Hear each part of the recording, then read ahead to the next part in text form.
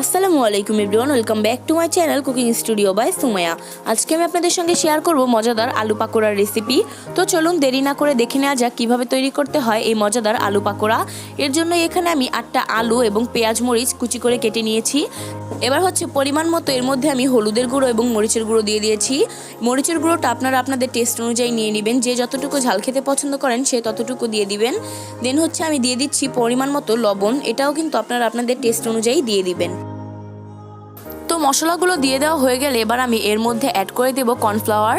আপনারা চাইলে কর্নফ্লাওয়ারের পরিবর্তে অন্য কিছু ব্যবহার করতে পারেন, যেমন চালের গুঁড়ো। তো এখানে আমি কর্নফ্লাওয়ার দিয়ে দিচ্ছি। প্রথমে এখানে আমি হাফ কাপের মতো কর্নফ্লাওয়ার দিয়ে দিয়েছি।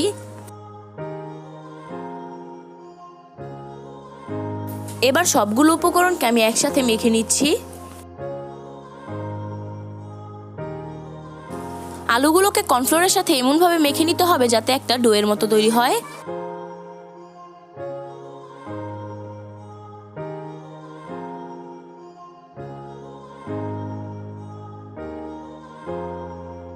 আমার কিন্তু এই পর্যায়ে প্রায় মেখে নেওয়া হয়ে গিয়েছে।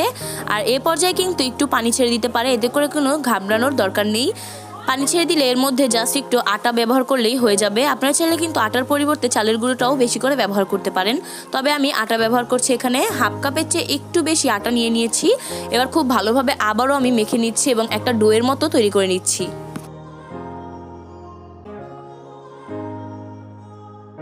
তো আমার কিন্তু মেখে নেওয়া হয়ে গিয়েছে। এবার কিন্তু এগুলো ভাজার জন্য একেবারেই প্রস্তুত।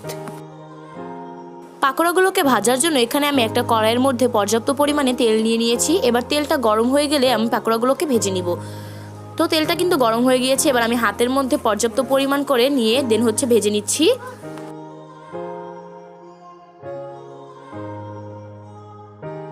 এখানে আমি একবারে 3টা থেকে 4টা করে ভেজে নিচ্ছি। তো এক সাইড হয়ে গেলে আমি উল্টে পাল্টে আরেক সাইডও ভালোভাবে ভেজে নিচ্ছি।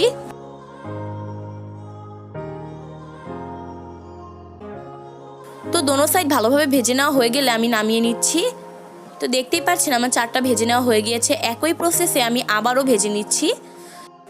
এখানে আমি আবারও 4টা পাকোড়া দিয়ে দিয়েছি। দেন এক সাইড ভেজে নেওয়া হয়ে গেলে আমি আবারও উল্টে পাল্টে ভেজে নিচ্ছি।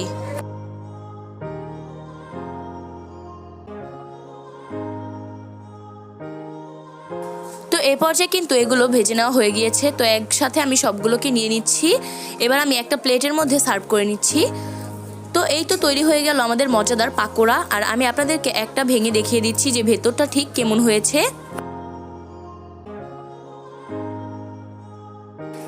এই পাকোড়াটা তৈরি করা কিন্তু খুবই সহজ আর খেতেও কিন্তু অসম্ভব মজার। তো আমার আজকের এই ভিডিওটা ছিল এই পর্যন্তই। আশা করছি ভালো লাগবে। ভালো লাগলে অবশ্যই লাইক, কমেন্ট এবং শেয়ার করবেন আর আমার চ্যানেলটাকে সাবস্ক্রাইব করবেন। আল্লাহ হাফেজ।